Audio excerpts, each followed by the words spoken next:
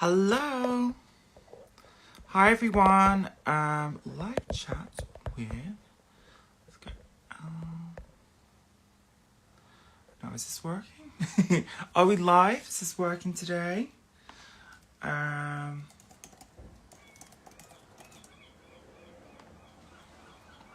Hello. How are you guys?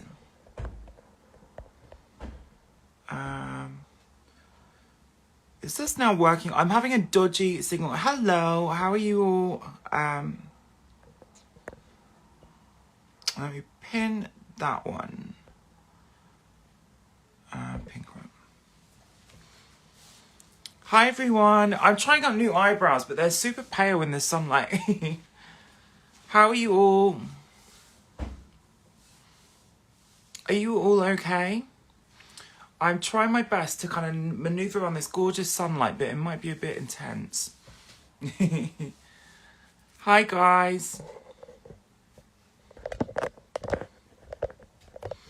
Yeah, I'm trying these new eyebrows, but I think they're a bit pale in the sunlight. Let's see if this is now working. I think we're connected. I think we are. Let's see. Oh, let's do the request. Hello. View request. Go live. Did that work? Maybe I have to do it again. Let me try it one more time.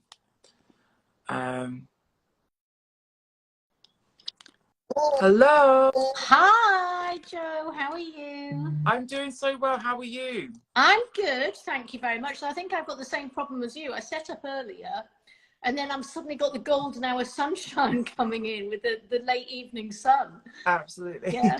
I'm trying out some eyebrow transfers and they look completely invisible in the sunlight, so I look a bit ghastly, but Oh, you never look ghastly. oh. Cancel that thought. Ringo's here to say hello. Oh, hello Ringo. Little darling. There he is, little darling. No, what are these transfers then? Have you done one eyebrow and not the other, or? No, they're both done, but they look kind of see-through when the sunlight's on them. Yeah, they did. When you've done that, I can see that they're looking fine. When the sun catches it, it does look see-through on that one eyebrow, doesn't it? I know I'm giving a bit of a scary Ken doll aesthetic today, but we'll go with it. I don't mind. But your eyes look amazing because when you darken your eyebrows, the eyes just go whoosh, don't they? Thank you. I'm so excited to do our live chat today. It's going to be so much fun. But how have you been today anyway? Let's start there. I'm being good. You would have laughed at me. I was actually getting my HGV in my truck, believe it or not, and actually making that reel that I did earlier that I'm very pleased about because you're so stylish. I was so like, what can I do that I know that Joe will love? Because you're crazy, fabulous, artistic. I was going to say you in Mensa as well because of like so many qualifications that you've got and so much extra things you like always want to learn, don't you? And yeah, I'm obsessed with trying to develop things. So I always want to kind of push myself to do more things. I've just done some perfumery training with Quintessence, who did Charlotte Tilbury's perfume. So I'm trying to dive into it. So I've got all these little funny perfume samples that I'm playing with at the moment. Well, last time we spoke, you were actually, designing your own fragrance as well. Yeah, so that was all kind of linked together, so it's coming together really well. But fragrance is hard, I think, because it's so personal to someone's individual tastes and memories and all that. But yeah, it's fun. You'll get it right. You get everything right. So just keep going. Once you know it's right, you've got such an eye and you've got such an attention to detail naturally anyway that when you know it's right, it will be a winner. Oh, thank you so much. Well, shall I begin by telling everyone we met at the CW Awards, which was amazing because I grew up and back in the day, even before social media, there was so little information about how to make makeup.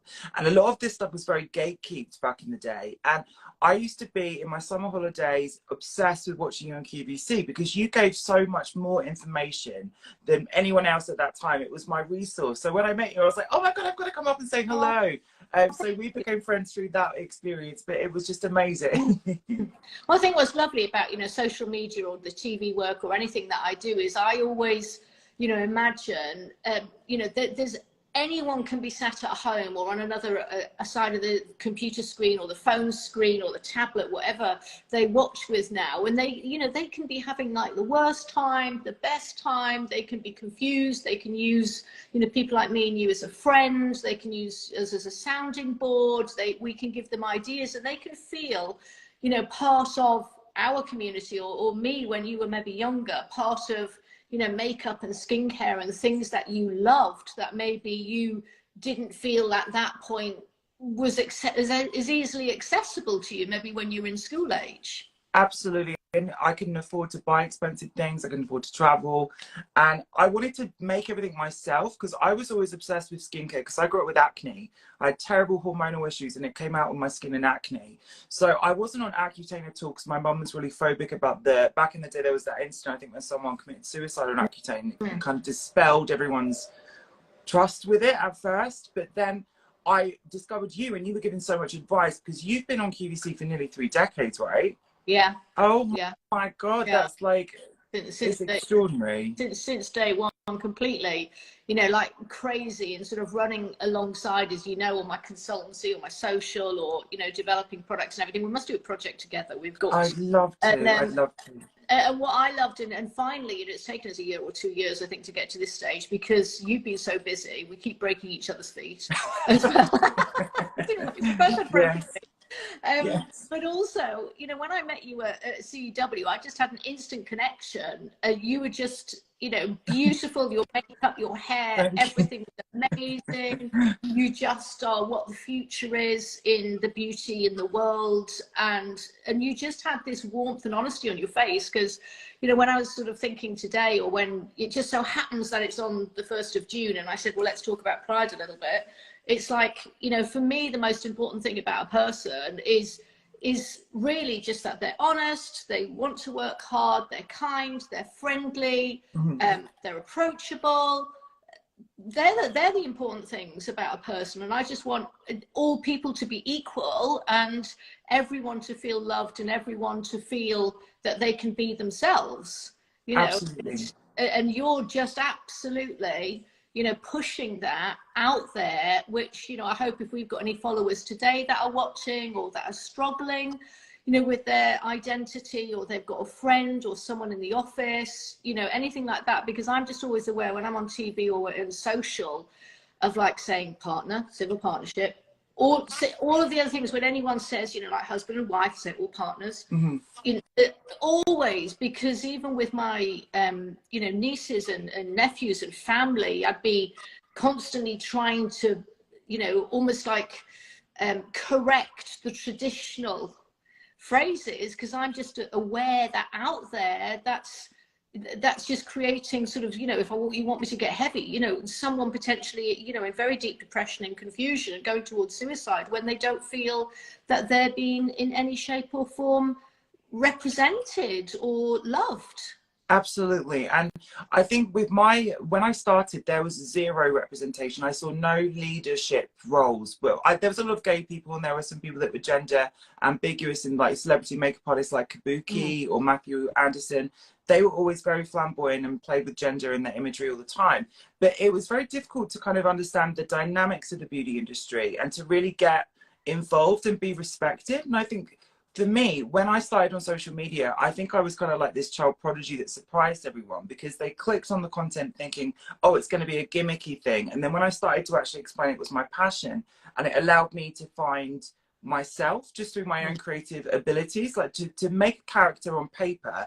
I used to draw like sci-fi characters, but to put myself as the canvas and then live like that, it was so transformative. And I think that it was such a brilliant thing when social media started, because it wasn't gatekept, and you could see different people for what they could do.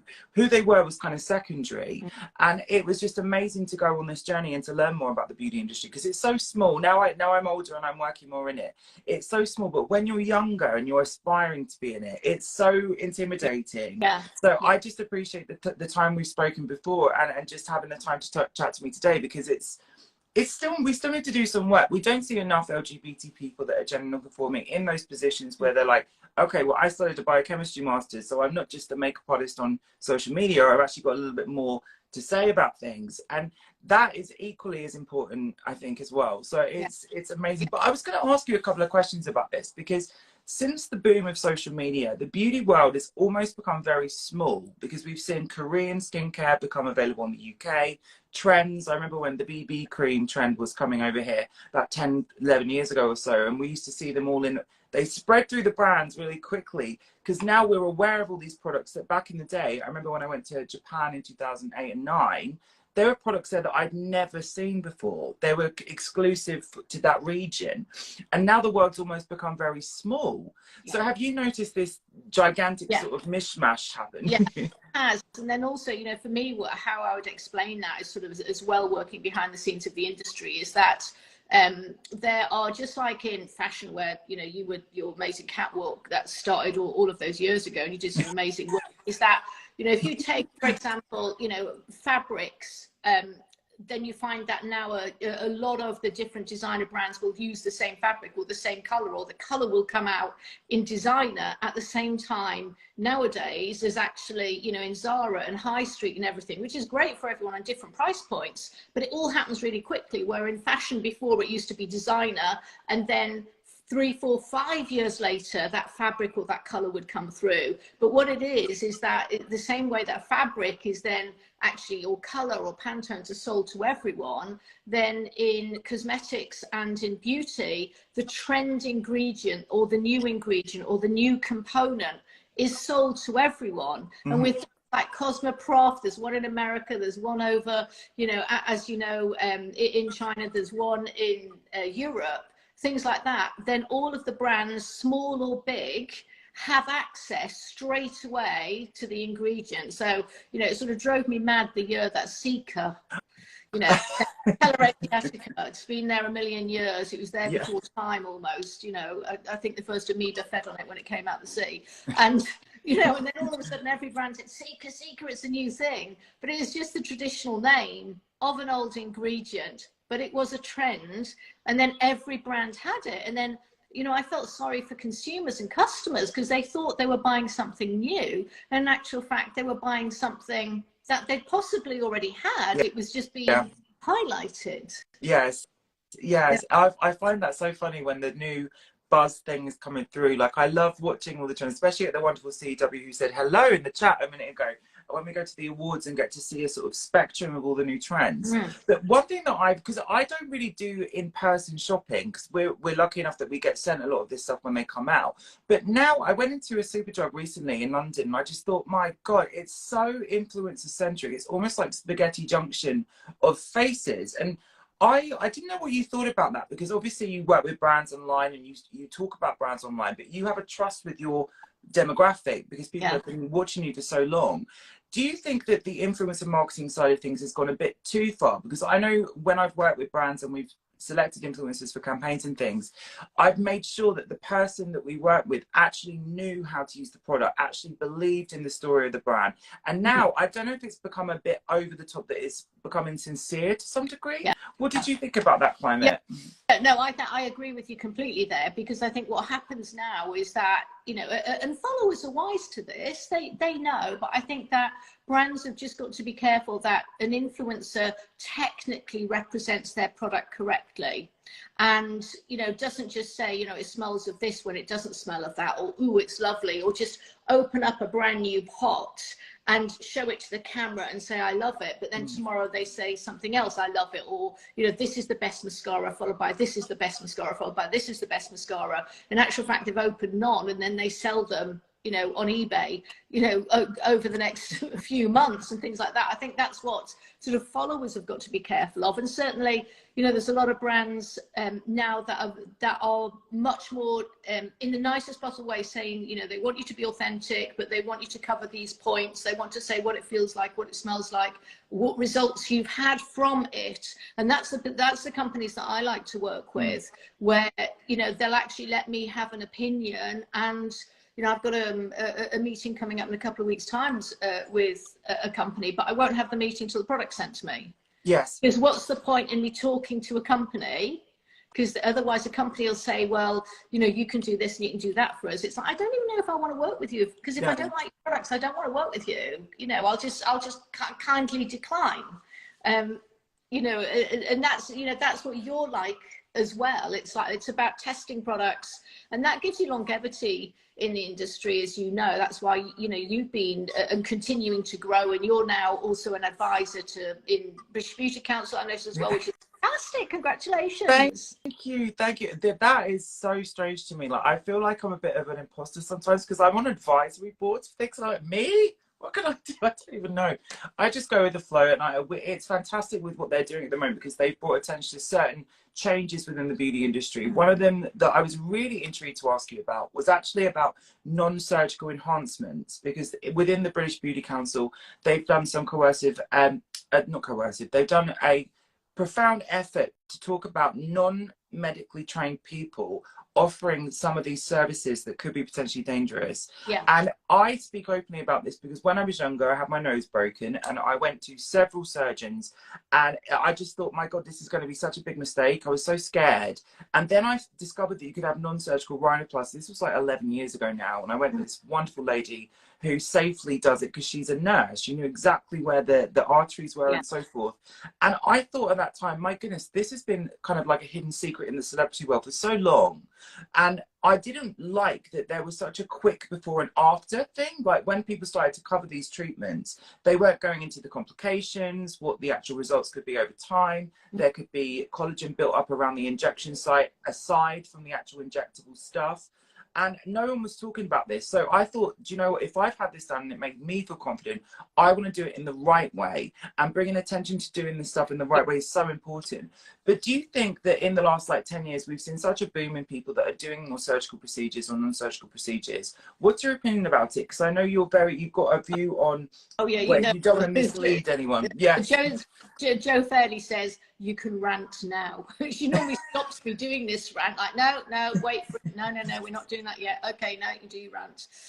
Because, yeah, I mean, certainly I'm working with Babtac at the moment. We've got a session in a couple of weeks' time with the Time Initiative, which is also something that you're talking about through the British Beauty Council, where they've actually been working with government to actually enable consumers, but also train staff alike to understand what's the safety and the barriers of where they can go up to before the threshold of medical, and also then what's the qualifications, what's then going forward, the retraining. But I think the whole thing has actually blown up. One of the things that has blown this up is really that once upon a time, the injectables and the big pharmaceutical industries that made a lot of money from the injectables didn't have an access to the general public. But then, and they only had the access to the general public via, you know, private surgeons. And once upon a time, you went to private surgeons only via a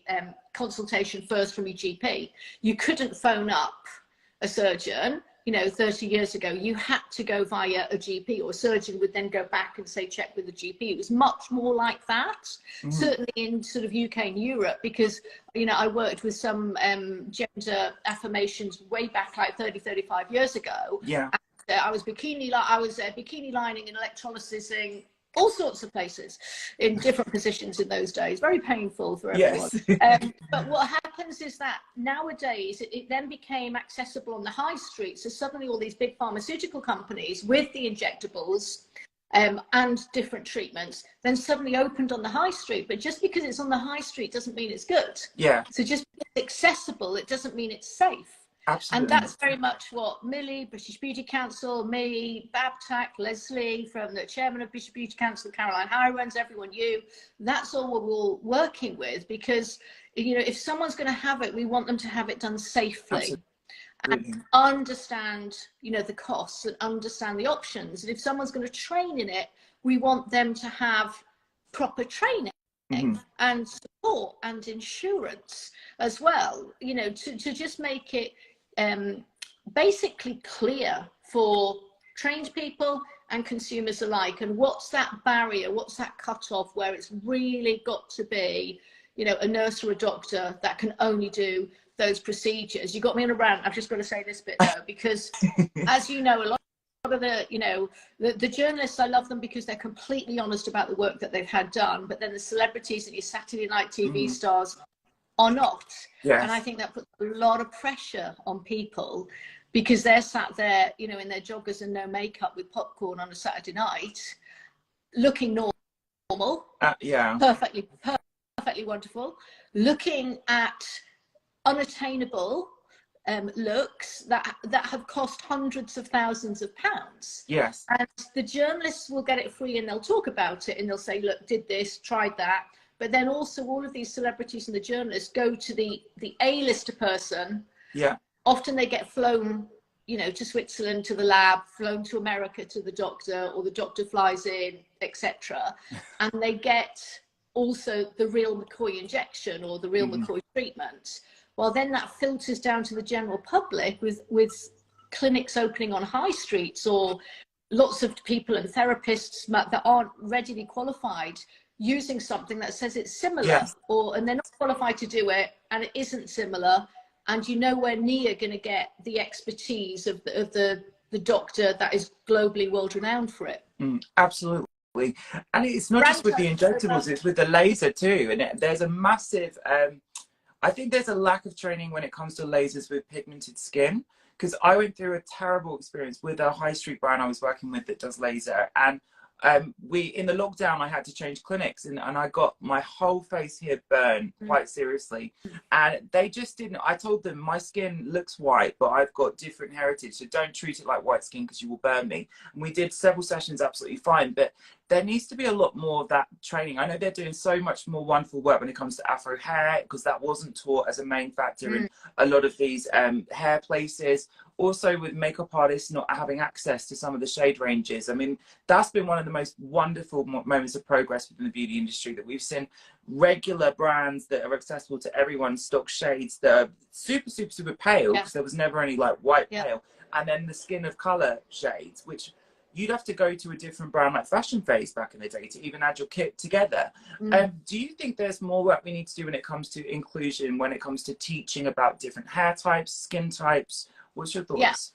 I mean, I think we're good. We're quite good on skin types, certainly in colleges and in training. We're quite good on those, but it's still that there's a big disconnect between what happens when you come out as a qualified person from college level to what is actually really required in the high street. I was, and one of the things I'm actually going to bring up at the next BabTac session that we're doing is almost where if you, one of my friends, children is a doctor, they're in their 30s now, they're still training. Yeah. You know, they're still specializing, they want to go into plastics, that, you know, they're doing exams again at the moment. You know, it's so they did university, then they qualified, then they're, you know, whatever the levels, junior doctor, and then they work underneath specialists, then they have to move different departments and they move their way up. But there's almost like in the beauty and the makeup artistry and hair industry, it's almost like you're qualified. Then and it's I feel there needs to be some levels after that. And what's happened is that consumers and followers, and hello to everyone that's listening and watching, the knowledge has got much better because of people like you, me, TV, great journalism, great access, great counter training. You know, I loved we must tell your story of Mac, because that's come around full circle. We're doing an edit. I just think that's a gorgeous story. In the beauty industry in a moment, but there just needs to be now more continual training, and that training needs to be more specialist and stronger, and not just internally. When I work with a lot of the brands, like you work with the Lauder Group, I've done some work with them, things like that too. They've got to bring in outside experts that can train the higher level rather than internally trying to train a higher level. Oh, absolutely. I remember when I worked with Pooge, and I was speaking to the creative director of the company about doing a panel. I was meant to be part of a workshop about just inclusive beauty industry and branding and all that kind of stuff.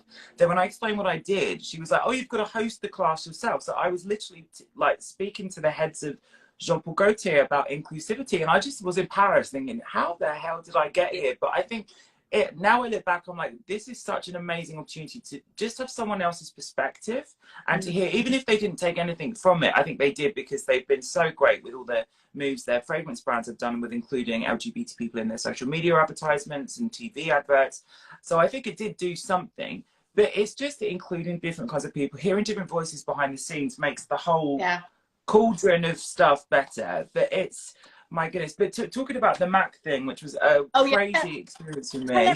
Tell everyone that story, because I just think it is a beautiful story. Isn't it? A sort of a, you know, start and then you've come sort of full circle. Yeah, so when I was younger, I looked very feminine. I presented as femme every day since I was in school, and MySpace was the big social media platform, and I became a viral sensation over my summer holidays when I was 14. That opened me up to working as a model. I was very young and skinny back then. And and it just, I fell in love with makeup. I went to Tokyo and I was working a lot in Tokyo, and the makeup artist on set said, you can do makeup better than we can do, and you've come to set like this, so you should be doing makeup. You went to correct someone's makeup, or did it? They were like, oh my God, we've never seen that before. How did you do that? You should be an artist. Yes, I got this so many times. I remember when I went to my first London Fashion Week ever, and the person said, your face is too perfect. We need to take it off and put it like the rest. I was like, okay. It was just, I had all these wild experiences as a kid.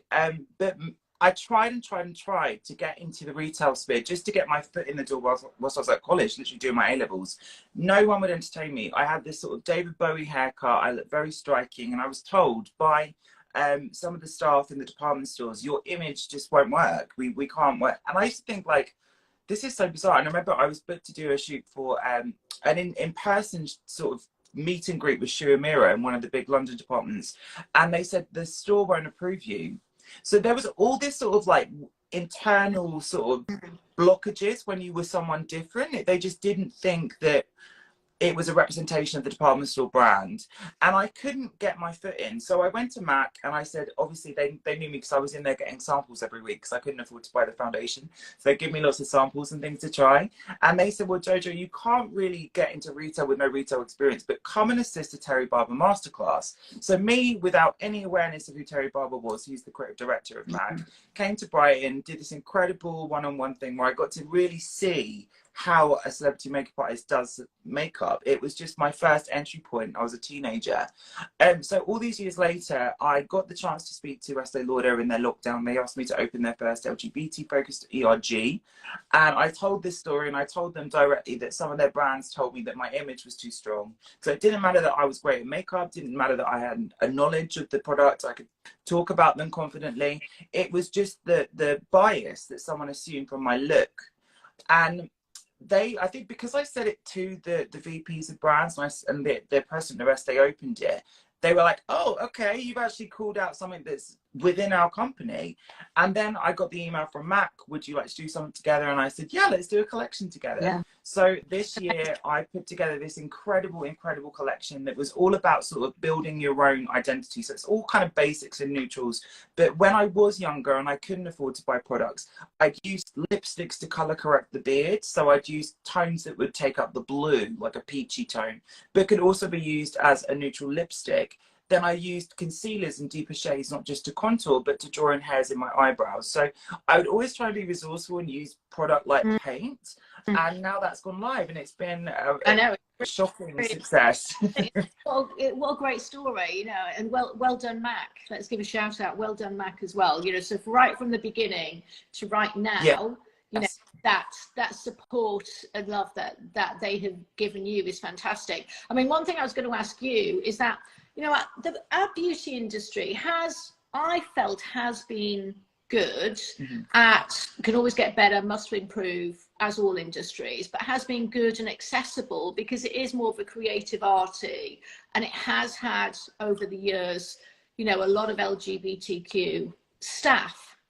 But I think one thing that you've touched on the point, they haven't been able to dress or wear their hair or their makeup or be themselves physically in the work situation. So when we see them at home or with friends, they dress very differently, they do makeup very differently, they talk very differently. Yes. Because they're comfortable, they're happy, they're in, you know, should we say their own tribe, but that tribe needs to be everyone. It needs to Yeah. be in the workplace, it needs to be with friends, it needs to be with family, it needs to be with schools, it needs to be with colleges. And there's a lot of work that needs to be done for people to be able to express themselves physically. Yes.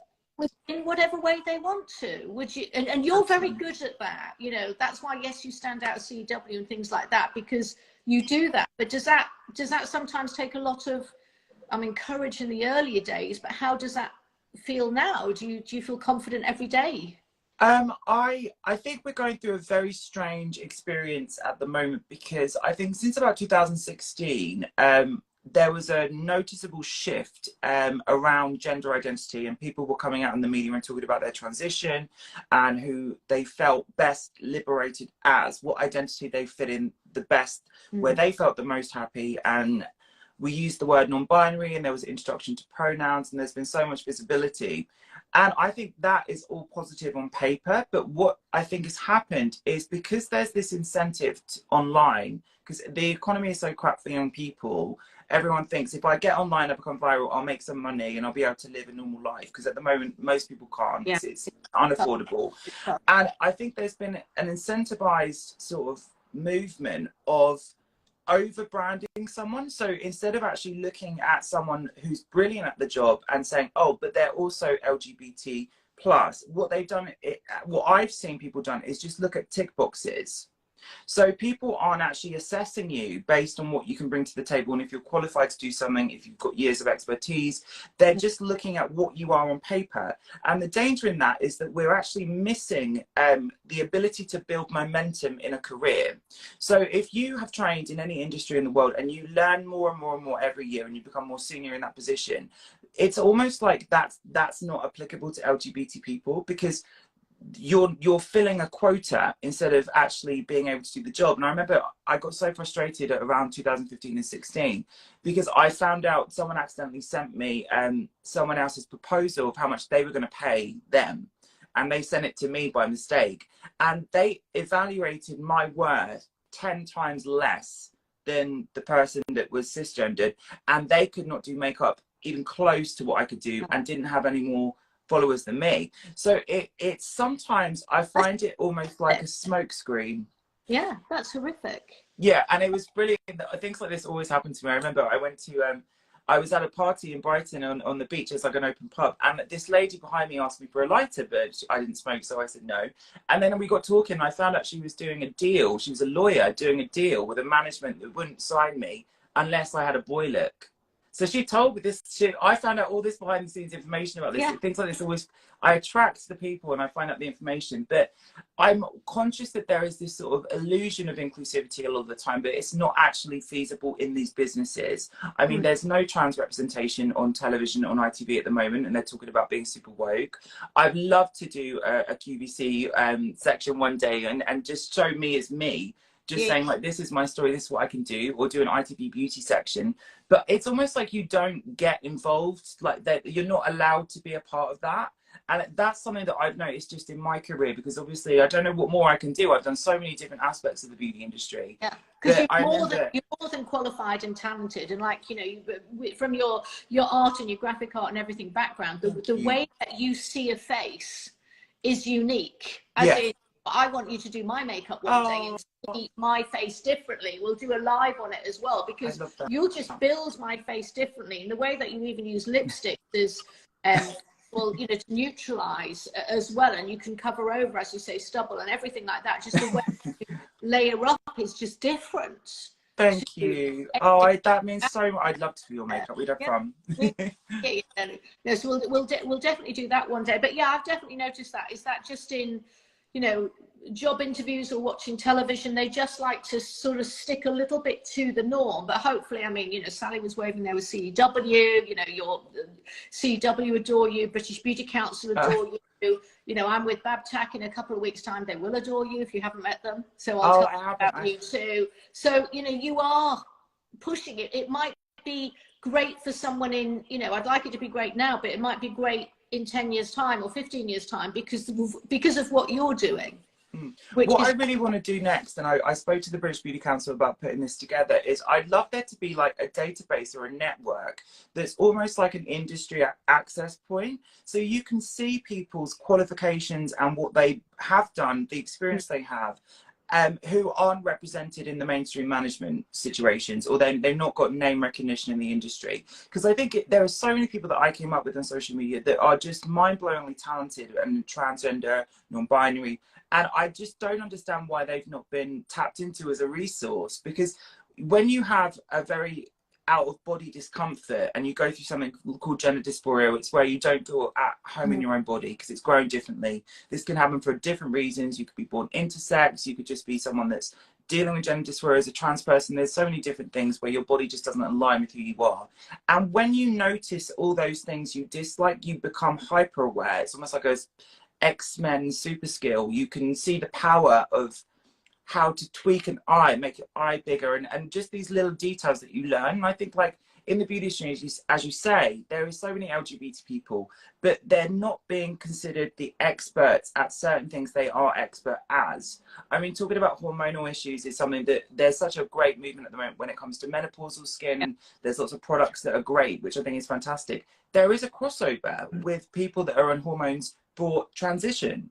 So there are so many different similarities that I think we could just, the menopause shows that you know, on some of the menopause shows that I've been doing as well, because it's like, you know, menopause has been there since the beginning of time, been there since the beginning of time, you know, and it's like is that I'll actually often say, you know, because you don't have to be, you know, classically female to have a menopause. You can have, it's hormonal changes, and they can be brought on by either medical treatments that you're having with hormones, or gender affirmation treatments that you're having with hormones. You know, polycystic ovaries with hormones. You know, cancer can bring on, you know, different hormone treatments or hormone change in your body. Stress can cause hormones to change because all the chemicals start in the brain. That's where the hormones start. You know, so, you know, just keeping everything small to menopause is not encompassing. And that's sort of what I feel very strongly about whenever I do get sometimes rolled eyes, but I know that's, you know, my friends and my followers and my fellow co-workers that are, you know, in the beautiful rainbow community, they're like, no, we love you for that. We love you for that. And that's like, oh, you know, there I go with my phrase again, you know, because it is about inclusion. And I'm very conscious that when you're getting, so for example, you know, 3-4 years old, it can be as young as 3, can't it, when you get gender dysphoria as well, when just words or phrases or pictures aren't, you know, seeming right, but you don't know why it's not right, and you're not given pictures that look right, or watch television that looks or feels right to you, but you don't understand yet, just like you're not given words. You know, sometimes, you know, those words of, you know, man and woman, or wedding, or husband and wife, it's like they're just words, but you can't relate to them. Absolutely. And you're not given another language or other words. So that's where I think sort of all the work that's done through sort of schools, and that all's, you know, widening out. I know from my younger nephew that he's certainly getting more widening out, and I'm not having to give him quite so much information as my older nieces and nephews that are in their 30s. You know, there's lots of options. And, you know, I'd even say to them when they're, I remember when their parents would say something, or when you get a boyfriend, and say, or anyone, you can have a relationship with anyone. And I would say things like that, because I'm just very aware that there is someone out there that actually is going to be so confused, so depressed, go down the wrong route, go to suicide, because this is a very, very serious matter. We have to recognize everyone, and everyone has to be able to be themselves. And absolutely. And themselves is a myriad of millions of different connotations, and it doesn't matter, as long as they're, you know, as long as that person is honest, good, kind, sticks to within the law, as long as the law is not wrong, because obviously the laws that are wrong against the community, and the countries that are wrong against the community. So that's, you know, just sort of park that. It's just about just let people be. Yeah, exactly. And it's like people are so focused on the sort of physical changes that are going on within a transition. But I've been through a journey where sometimes I felt like this, sometimes I felt like that. I had completely hormone disarray at one point when I was having bizarre symptoms and I was trying to get help from the doctors, and there was such a lack of support that it was really beauty and makeup that grounded me. I was just constantly painting. Because back in the day when I was doing my YouTube full time, I did over 1,500 videos. So I was constantly thinking about how to turn experience into like a cathartic artwork. And to me, that's the brilliance of the beauty industry. And I think within the beauty industry, I wanted to ask you about what you thought about the movement towards more recyclable, sustainable packaging. Because I know we spoke about this briefly before, but there's been a conscious move with certain brands where they're doing refillable things, and some of them really work, some of them don't work so well. What do you think we need to do going forward? Because we always need to be more conscious about our trash and the pollution from our products and so on and so forth. The B Corp certification is fantastic. Yeah. So a lot of companies then have actually got an official thing that they are aiming for. So it's not just sort of, you know, I do a bit of recycling and just the marketing. But it is, but I mean, yes, I agree with you. I'm loving this conversation. We go so diverse, it's fantastic. Because back to the track, back to recyclables. I was just having this conversation actually on a Zoom last night with a company over in America, is that it's got to be truly recyclable. Don't do recyclable because it sounds good. And I think, you know, the companies that have gone recyclable this, recyclable that, clean beauty this, clean beauty that, in my head as an expert, as I'm sure I'm thinking, you haven't told me if it works yet. Yeah. It's like, there is a bottom line that I only want to buy it, use it, or recommend it if it works. Yes. You know, it's like, am I going to buy washing up liquid because all of the brilliant things are ticked, but actually you wash up and it doesn't clean your dishes? Yes.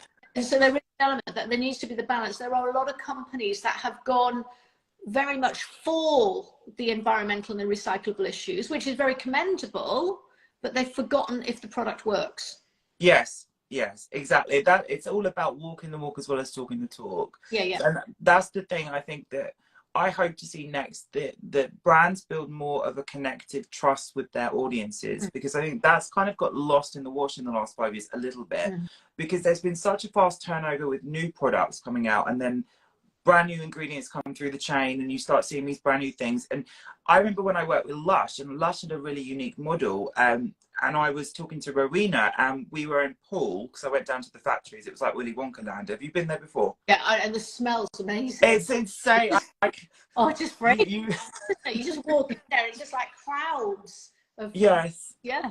They're making things in like old cookie manufacturing machines, and it was just wild. But I loved how integrated their core audience was. Like, they did their Lush TV, made all these sort of internal groups. And I thought, my God, this is why this company is so popular for so long, because the way they make products is so brilliantly simplistic. It's really the ingredient is popped on the tin. It's not like there's nothing fancy chemicals going on. Well, there are fancy chemicals, but it was like, I was a bit sort of blown away by that. And then I thought, comparing that to different brands, maybe the more corporate brands that are under the umbrellas, they don't really have that trust with their audience anymore. And I've noticed this with some of the high street brands. They are now relying so much on the influencer marketing. Do you think that's important? And do you think social media is a great route to do that? Like building these new forums or groups to really connect with their audiences again? Yeah, because, and I think also when I'm talking to those companies as you are, it's about there is a little bit of a difficulty. So I'll sort of battle their cause a little bit, is that when you've got the big conglomerates, it's harder for them to change environmentally Yes. as quickly as a small or a kitchen table startup. So if you get, one company that's maybe just in the UK, just producing, a few hundred or a few thousand products, it's much easier to hand stick on labels, to have brown paper bags, to be closer to your customer. But as you get bigger, and when you've got the big conglomerates, and they are needing to order 500,000 tubes, Yes. 200,000 bottles, and they're forward ordering of those bottles and those jars, and every, you know, jar or bottle's got, you know, a lid and a pump and a little insert and a label and a box and a carton and instructions, some of which you have to fit on all of the legals. Yes. So sometimes, again, where you've got a global company, they might have a little bit more packaging because they've legally got to put on more than what a kitchen table that just sells in one country does. And all of those bottles and containers and tops, they come from different countries, and they've got to be ordered, you know, years in advance. Yeah. Actually, and you saw it with their Brexit and with COVID, is that what slowed the industry down and what slowed products being out of stock was actually not having enough jars and tubes to fill. It's easy to get your product made, and because you have your recipe, and you can take that recipe to different manufacturers, and they can make it as long as they can get the ingredients in. But the actual tube to fill it has got to be there before you even book the factory to make it. Absolutely. So the big conglomerates, they have to work, you know, 5 years ahead for environmental changes. They can do small ones all the time, but they're big changes, and they are working on it. That will take longer than an artisan kitchen table type brand. Yes, no, that is very true. I was working with Pacifica last year, who are amazing. I was so, because I got to talk to the founder's sister, who we just hit it off immediately. She's called Kimberly, and they do this amazing thing that's like carbon offsetting but with plastic. And I thought, my God, that is such a brilliant concept, especially for brands to kind of at that level to get in, because it's not necessarily changing things in the manufacturing stance at this point. It kind of allows you to make up for some of the mistakes that plastics have caused. It's fascinating. I love thinking about new things, and I'm always intrigued about plastics and that's an interesting point, because also I think that there needs to come a point in the future where brands actually say where the containers come from. Because what about the air miles of where the containers come from? Because that has got to be taken into consideration. But at the moment, consumers don't know that, you know, they come from, you know, those actual tubes come over from China, or those tubes come over from Saudi, that, you know, to be filled into a British product. And you've got those air miles. Absolutely. It's a very interesting one. I think it's a challenge that I really want to take up next. I'm always thinking about packaging, and I was looking into like all the aluminium recyclable packaging, and I found out that's a whole mountain to climb, even learning about that, because some of the things you assume would be recyclable aren't, and you're like, oh my goodness, this is like, it's so hard. There's so many challenges, but that's what the challenges have to do. We have to live in a world where the things that we use don't cause damage. And that I think is a goal going forward for me. Anyway, I try to do my best with my little contributions. Well, I think we've all got to try, and sort of the industry as a whole, and everyone individually in the industry, but then also the person as a consumer, as a follower. It's all helps going forward, and it is going to get better. It's just a slow machine, and the bigger the machine, the slower it sort of goes. But Jojo, what about since it is sort of, now you've talked a little bit about your past, what advice would you give to any of my followers or followers that have got, you know, friends or children or anyone that they are worried, that they're feeling a little bit confused? How did you reach out? How did you stand up for yourself? I come from a very sort of unique family, because my maternal side of the family were very religious, so we actually lived in a church at one point, and then the other side of the family, my nan was like a psychic, so I had like very polarized people, shall I say, with different kind of outlooks. So whilst my grandparents were alive, I never ever discussed my sexuality one time, and I looked like a girl and I just was myself. They showed me kindness, empathy, compassion from the ground up, because they just adored me.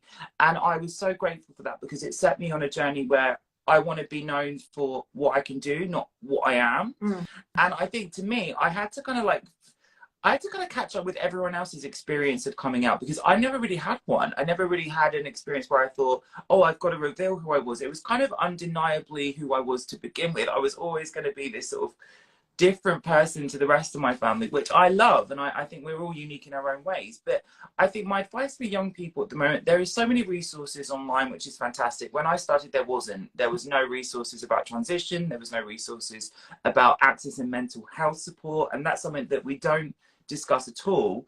I think we need to focus more on what we can do to collaborate and to be in each other's lives as a support system, because sometimes I think when you do access this information online, there's a sort of fame identity thing attached to it, like people are sharing this information to build their profile or a platform.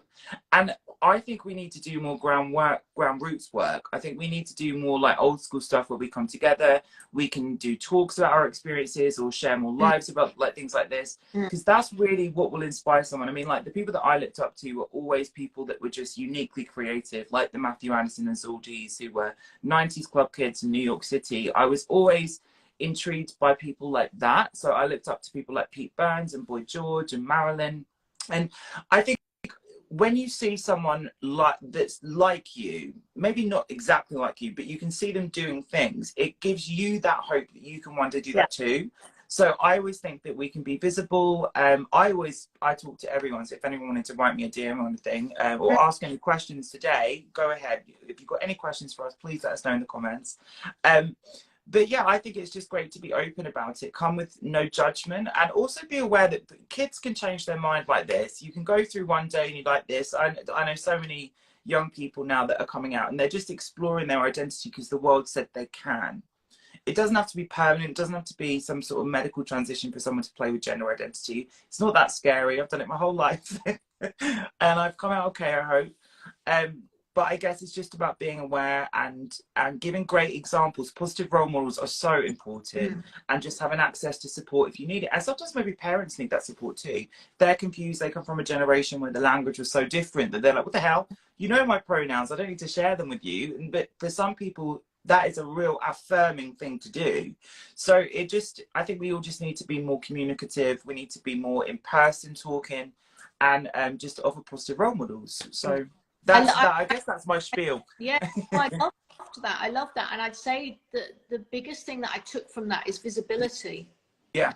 In that, where it goes back to where sort of I know that I do work, and I've got, some great, friends and family and, co-workers and people in the industry, but they're not outwardly visible. Yes. The same as what they are when they're with their friends. And we need to encourage and let them have the confidence to be the next role model, to be whoever you are at home, please be that person at work. Absolutely.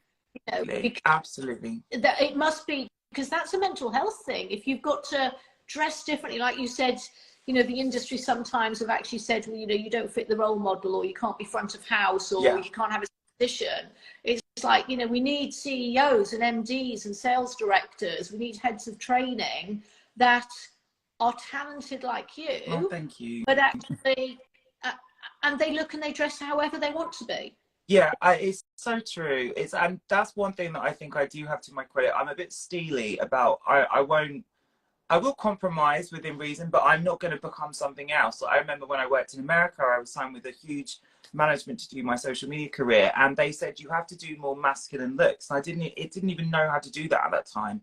And I just said to them, do you know what, if I've got to do a Justin Bieber look for you guys to work with me, which is what they asked me to, I'm not going to do that. I want to do Grace Jones and David Bowie. They're the people that I were inspired by, not Justin Bieber. So if I'm not fit for you, I'll do it over here, but I will not stop doing it.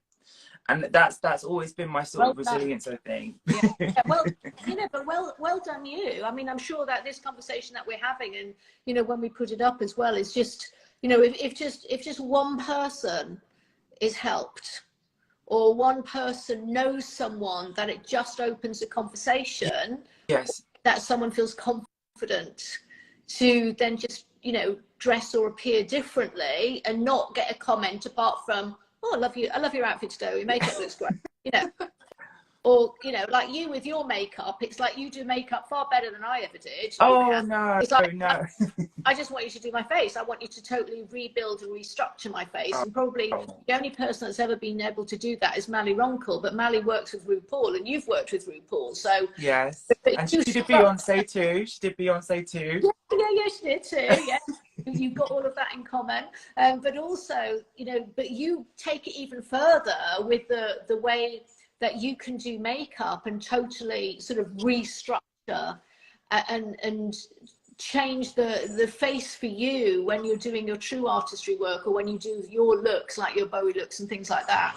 It is like theatre. You create, you know, a theatre on the face, and it's incredible. Do you know what that came from? I'm revealing my inner geek here, but when I was younger, I used to play The Sims, and build like the houses and the characters on The Sims. Right. And when you use the computer programs and you go into the folders, they'd have these things called skins. So on the 3D models in the game, they'd have like literally like a JPEG image of the skin as if it was flat. So it was like, to make their faces look 3D, they had all the contouring built in. And I remember comparing it to Kevin Aquan's books. And I said, this is not going to work with me, because my nose was broken and I couldn't contour it without it highlighting the break. So I mimicked what I saw in the video game folders, and I put it on my face as like a flat image on me. And it was like, I'm always kind of like secretly using technical tools to kind of learn more. And I'm really intrigued about all the stuff that's going on with this AI at the moment. That's another conversation. I'm sure there's going to be AI makeup developments coming up soon. Well, you can get that done sort of virtually, that all of those virtual things sort of happen, then you can get it put onto your face virtually, can't you? That sort of really came out 10 years ahead because of COVID. So all of that technology sort of jumped forward, didn't it? Are you a Mensa person? Yes. You are? Yeah, when I was younger, yeah. I thought you must be, because it's like you did so many exams, you did everything so quickly. You do, and you're highly knowledgeable on so many different areas. It's not like you're weak on one area. You do it. I thought he's got to be Mensa. I was a bit of a freak as a child. I did my GCSEs, I started when I was 9. I passed when I was 11. I was always above my levels or something as well, didn't you? You did everything. I did everything early. I did a foundation in art, then I did my biochemistry and masters. It was always crazy. I was going to Sussex University at 14 instead of going to science lessons. And when you're studying science at GCSE, they teach you a wrong science to get you through the exams. And then when you get to A level and then you get to degree level, they've got different science, especially with like chemistry. My God. So I would be learning the chemistry that was correct at masters, but then having to answer the questions at GCSE, which was wrong. So so it was a bit of a manic. I'm just one of those nutty characters, I think. But it was all down to my grandparents. They went, instead of me going out and playing silly games, I was doing crosswords with them, or they were making me do countdown and see if I could beat them at countdown and things with Carol Waterman. Oh, good old Carol Waterman. Oh, she's fabulous. Anyway, I've taken up nearly an hour of your time, and it was such a pleasure to talk to you. Thank you so much for coming on this platform and us discussing all this. It's been so much fun. Is there anything we need to talk about? Obviously, you've got your incredible book, The Beauty Insider, out now. What else are you working on, and where can people find you? Where can people find me? Yes, other than here. At Alison Young Beauty, and obviously the website, which is that's been updated a little bit at the moment, which is AlisonYoungBeauty.com. But yeah, really it's just working within the industry, as you say, working with the different councils, working with behind different retailers, working with different cosmetic brands, working with labs, with different formulations and everything. So, my career has always been very diverse. It's like about 4 or 5 or 6 jobs at once. I had, I think, all my team with me on was it Tuesday? And I had one on Zoom. 3 of them were here. They all needed to talk to me at the same time, and the Zoom person wanted me. And I said, I know you think there's more than one of me, but there is only one of me. And I need to talk to you, and then I can do that. But that, the beauty industry is exciting. Yeah. So, I'd encourage anyone of any gender, if it is an exciting, creative, artistic, and yes, it's technical, and it can be scientific, and it can be lawyers and mathematics, and it can be scientists and cosmetic science. It can be you know, it is a multi-billion pound industry with loads of different roles, and it is good in some ways for lots of different genders, but it could really push boundaries and set an example to other industries, as you say, by just allowing, I feel, the community to be able to express themselves and be judged on your ability. Absolutely. Yeah. The content of your character instead of just a quota box for being there. And to be honest, I need to say thank you so much for giving me the respect to share this platform with you, because I did grow up watching you and I learned so much when I was a kid in my summer holidays watching QVC, and you giving those tiny bits of like brilliant like chemistry information about the products. I remember noting them down and being like, oh, I'm going to remember that. So to be here is a pleasure, and now we're friends. It's amazing. It's just another one of those funny things. Great plant-based meals, because every time I see a photo of your recipes, I'm like, my mouth is watering. You need to go onto MasterChef. I'm working on it. I told my manager, put me on the MasterChef. I'm going to do it. They've got to get you on that MasterChef. You'd be absolutely amazing on it as well. I'd love to. So we'll catch up again very soon. Yes, thank you so much. It's been such a pleasure, and I'll give you an email after. Yeah. All right. Take care. Have a lovely evening. Speak soon. And you.